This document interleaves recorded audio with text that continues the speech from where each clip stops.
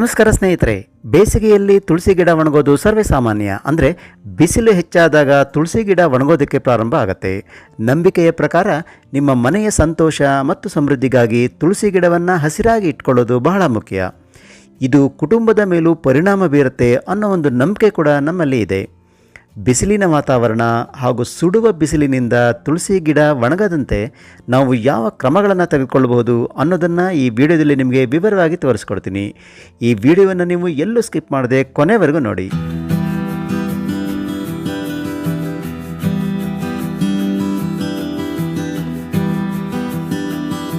ಸ್ನೇಹಿತರೆ, ಇತ್ತೀಚೆಗಂತೂ ಈ ಬಿಸಿಲಿನ ಜಳ ವಿಪರೀತ ಆಗಿದೆ. ನಿಮ್ಮ ತುಳಸಿ ಗಿಡಕ್ಕೆ ಎಷ್ಟೇ ನೀರು ಹಾಕ್ತಾ ಇದ್ರೂ ಈ ಸುಡೋ ಬಿಸಿಲಿನಿಂದಾಗಿ ಗಿಡ ಬಾಡ್ತಾ ಇರೋದನ್ನು ನೀವು ಗಮನಿಸಿರ್ಬೋದು. ಇಂಥ ಪರಿಸ್ಥಿತಿಯಲ್ಲಿ ನಿಮ್ಮ ತುಳಸಿ ಗಿಡವನ್ನು ಕಾಪಾಡಿಕೊಳ್ಳೋದು, ಕೆಲವು ಕ್ರಮಗಳನ್ನು ನೀವು ತೆಗೆದುಕೊಳ್ಳೋದು ಅನಿವಾರ್ಯ ಆಗಿರುತ್ತೆ. ಹಾಗಾದರೆ ಈ ಕ್ರಮಗಳು ಯಾವ್ಯಾವು ಅನ್ನೋದನ್ನು ಒಂದೊಂದಾಗಿ ತಿಳಿಸ್ಕೊಡ್ತೀನಿ ಬನ್ನಿ. ಮೊದಲನೇದಾಗಿ, ಸೂರ್ಯನ ಕಿರಣಗಳಿಂದ ತುಳಸಿಯನ್ನು ರಕ್ಷಿಸೋದು ಹೇಗೆ ಅಂತಂದರೆ, ಗಿಡವನ್ನು ಕೆಂಪು ವೇಲ್ ಅಥವಾ ಕೆಂಪು ಬಣ್ಣದ ಹತ್ತಿ ಬಟ್ಟೆಯಿಂದ ಮುಚ್ಚಬೇಕು. ಇದಕ್ಕಾಗಿ ನೀವು ಗಿಡದ ಸುತ್ತ ಅಥವಾ ತುಳಸಿ ಕಟ್ಟೆಯ ಸುತ್ತ 4 ಕೋಲುಗಳನ್ನು ಕಟ್ಟಿಬಿಟ್ಟು ಅದರ ಸುತ್ತ ಈ ಕೆಂಪು ಬಣ್ಣದ ಬಟ್ಟೆಯನ್ನು ಹಾಕ್ಬೋದು. ಅಥವಾ ಇದಕ್ಕಾಗಿ ನೀವು ಬಿಳಿ ಬಣ್ಣದ ಮಸ್ಲಿನ್ ಬಟ್ಟೆಯನ್ನು ಕೂಡ ಉಪಯೋಗಿಸ್ಬೋದು.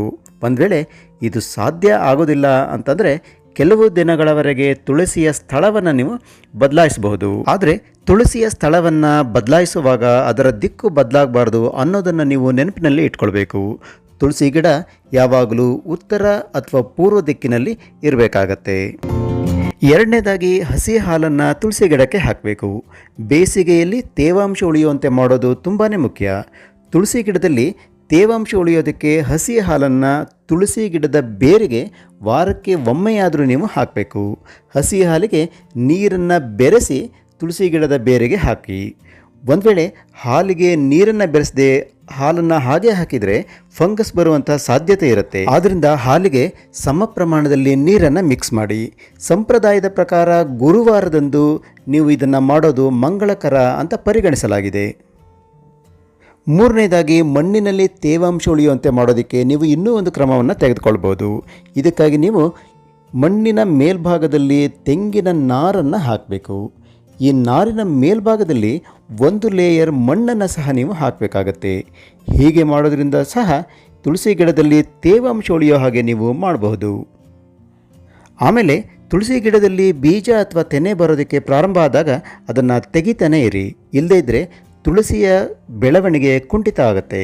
ನಾವು ದಿನನಿತ್ಯ ಪೂಜಿಸುವಂತಹ ತುಳಸಿ ಗಿಡದ ಬೀಜ ಅಥವಾ ತೆನೆಯನ್ನು ತೆಗಿಬಹುದೇ ಅನ್ನೋದು ಕೆಲವರ ಪ್ರಶ್ನೆ ಆಗಿರುತ್ತೆ. ಖಂಡಿತವಾಗಿಯೂ ನೀವು ಹೀಗೆ ಮಾಡ್ಬೋದು. ಹೀಗೆ ಕತ್ತರಿಸುವ ಕುಡಿಯನ್ನು ವಿಷ್ಣುವಿನ ಪಾದಗಳಿಗೆ ಅರ್ಪಿಸಿ. ಇದರಿಂದ ವಿಷ್ಣು ದೇವರು ಪ್ರಸನ್ನ ಆಗ್ತಾರೆ ಅನ್ನೋ ಒಂದು ನಂಬಿಕೆ ಇದೆ. ಹಾಗೂ ನಿಮ್ಮ ತುಳಸಿ ಗಿಡ ಸಹ ವೇಗವಾಗಿ ಬೆಳೆಯುತ್ತೆ. ನೀವು ಈ ತೆನೆಯನ್ನು ಅಥವಾ ಬೀಜಗಳನ್ನು ಒದ್ದೆ ಮಣ್ಣಿನಲ್ಲಿ ಹಾಕಿದರೆ ಹೊಸ ಗಿಡಗಳು ಬೆಳೆಯೋದಕ್ಕೆ ಪ್ರಾರಂಭ ಆಗ್ತವೆ. ಇದರ ಜೊತೆಯಲ್ಲೇ ನೀವು ಇನ್ನೂ ಒಂದು ಕೆಲಸ ಏನು ಮಾಡಬೇಕು ಅಂತಂದರೆ, ಈ ತುಳಸಿ ಗಿಡದಲ್ಲಿ ಇರುವಂತಹ ಒಣಗಿದ ಕಡ್ಡಿಗಳನ್ನು ಕಟ್ ಮಾಡಿ ತೆಗಿಬೇಕು. ಇದರಿಂದ ಏನಾಗುತ್ತೆ, ಗಿಡ ತನ್ನಲ್ಲಿ ತೇವಾಂಶವನ್ನು ಉಳಿಸ್ಕೊಳ್ಳೋದಕ್ಕೆ ಸಹಾಯ ಆಗುತ್ತೆ. ಈಗ ತುಳಸಿ ಗಿಡಕ್ಕೆ ಯಾವ ಗೊಬ್ಬರವನ್ನು ಹಾಕಬೇಕು ಅನ್ನೋ ಒಂದು ಕನ್ಫ್ಯೂಷನ್ ಎಲ್ಲರಲ್ಲಿ ಇರುತ್ತೆ. ತುಳಸಿ ಗಿಡಕ್ಕೆ ಹಸುವಿನ ಸಗಣಿ ಗೊಬ್ಬರ ಅತ್ಯಂತ ಸೂಕ್ತ ಮತ್ತು ಉಪಯುಕ್ತ. ಆದರೆ ಹಸುವಿನ ಗೊಬ್ಬರವನ್ನು ನೀವು ನೇರವಾಗಿ ತುಳಸಿ ಗಿಡಕ್ಕೆ ಹಾಕಬೇಡಿ. ಹೀಗೆ ಮಾಡೋದ್ರಿಂದ ಫಂಗಸ್ ಬರುವಂಥ ಸಾಧ್ಯತೆ ಇರುತ್ತೆ. ಇದಕ್ಕಾಗಿ ಹಸುವಿನ ಸಗಣಿಯನ್ನು ಒಣಗಿಸಿ ಪುಡಿ ಮಾಡಿ ಮಣ್ಣಿನ ಜೊತೆ ಬೆರೆಸಿ ತುಳಸಿ ಗಿಡಕ್ಕೆ ಹಾಕಬೇಕು. ಹೀಗೆ ಮಾಡೋದ್ರಿಂದ ಸಸ್ಯ ಅಗತ್ಯವಾದ ಪೋಷಕಾಂಶಗಳನ್ನು ಹೇರಳವಾಗಿ ಪಡೆದುಕೊಳ್ಳುತ್ತೆ ಹಾಗೂ ಸಸ್ಯ ಒಣಗದಂತೆ ಹಸಿಯಾಗಿ ಇರುತ್ತೆ. ಇಷ್ಟೇ ಅಲ್ಲ, ಪ್ರತಿನಿತ್ಯ ತುಳಸಿ ಗಿಡಕ್ಕೆ ನೀರನ್ನು ಹಾಕಬೇಕು. ಅಂದರೆ ನೀರನ್ನು ನೀವು ರೆಗ್ಯುಲರ್ ಆಗಿ ಹಾಕಬೇಕಾಗತ್ತೆ. ಗಿಡಕ್ಕೆ ಒಂದು ವೇಳೆ ಕೀಟಗಳು ಬಂದರೆ ಅಗತ್ಯ ಕೀಟನಾಶಕ ಅಂದರೆ ಸಾವಯವ ಕೀಟನಾಶಕವನ್ನು ನೀವು ಉಪಯೋಗಿಸಿ. ಇದಕ್ಕಾಗಿ ನೀವು 1 ಲೀಟರ್ ನೀರಿಗೆ 1 ಚಮಚ ಅಥವಾ 1 ಮುಚ್ಚಳ ನೀಮ್ ಆಯಿಲನ್ನು ಹಾಕಿ ಮಿಕ್ಸ್ ಮಾಡಿ ಗಿಡಗಳಿಗೆ ಸ್ಪ್ರೇ ಮಾಡ್ತಾ ಇರಬೇಕು. ಇದನ್ನು ನೀವು ರೆಗ್ಯುಲರ್ ಆಗಿ ಅಂದರೆ ವಾರಕ್ಕೆ ಒಮ್ಮೆ ಅಥವಾ 15 ದಿನಗಳಿಗೆ ಒಮ್ಮೆ ಮಾಡ್ತಾ ಬಂದರೆ ಗಿಡಕ್ಕೆ ಯಾವುದೇ ರೀತಿಯ ಕೀಟಗಳು ಬರೋದಿಲ್ಲ. ಸ್ನೇಹಿತರೆ, ಇಷ್ಟು ಕ್ರಮಗಳನ್ನು ನೀವು ತೆಗೆದುಕೊಂಡ್ರೆ ಖಂಡಿತವಾಗಿ ಈ ಸುಡುವ ಬೇಸಿಗೆಯಲ್ಲಿ ನಿಮ್ಮ ತುಳಸಿ ಗಿಡವನ್ನು ನೀವು ಕಾಪಾಡಿಕೊಳ್ಬಹುದು. ನಿಮ್ಮಲ್ಲಿಯೂ ಸಹ ಇಂತಹ ಅನೇಕ ಐಡಿಯಾಗಳು ಇರಬಹುದು. ಅವುಗಳನ್ನು ನಮ್ಮ ಜೊತೆ ಕಾಮೆಂಟ್ ಬಾಕ್ಸ್ನಲ್ಲಿ ಶೇರ್ ಮಾಡಿ. ಅವುಗಳನ್ನು ಮುಂದಿನ ವಿಡಿಯೋದಲ್ಲಿ ನಾನು ತೋರಿಸೋದಕ್ಕೆ ಪ್ರಯತ್ನ ಪಡ್ತೀನಿ. ಹಾಗೂ ಈ ವಿಡಿಯೋವನ್ನು ನಿಮ್ಮ ಸ್ನೇಹಿತರ ಜೊತೆ ಶೇರ್ ಮಾಡ್ಕೊಳ್ಳಿ. ಆಮೇಲೆ ಈ ತುಳಸಿ ಗಿಡದ ಎಲೆಗಳ ಮೇಲೆ ಬಿಳಿ ಬಣ್ಣದ ಪುಡಿ ಶೇಖರ ಆಗ್ತಿದೆ, ಇದು ಏನು, ಇದಕ್ಕೆ ನಾವು ಏನು ಮಾಡಬೇಕು ಅನ್ನೋದು ಕೆಲವರ ಪ್ರಶ್ನೆ ಆಗಿತ್ತು. ಇದನ್ನು ನಾನು ಮುಂದಿನ ವಿಡಿಯೋದಲ್ಲಿ ವಿವರವಾಗಿ ನಿಮಗೆ ತಿಳಿಸ್ಕೊಡ್ತೀನಿ. ವೆಯ್ಟ್ ಮಾಡ್ತಾ ಇರಿ ಸ್ನೇಹಿತರೆ. ಇಂದಿನ ವಿಡಿಯೋ ನಿಮಗೆ ಹೇಗೆ ಅನ್ನಿಸ್ತು? ಇಷ್ಟ ಆದಲ್ಲಿ ಒಂದು ಲೈಕ್ ಕೊಡಿ, ಕಾಮೆಂಟ್ ಮಾಡಿ, ಹಾಗೂ ಈ ವಿಡಿಯೋವನ್ನು ಶೇರ್ ಮಾಡೋದನ್ನು ಮರಿಬೇಡಿ.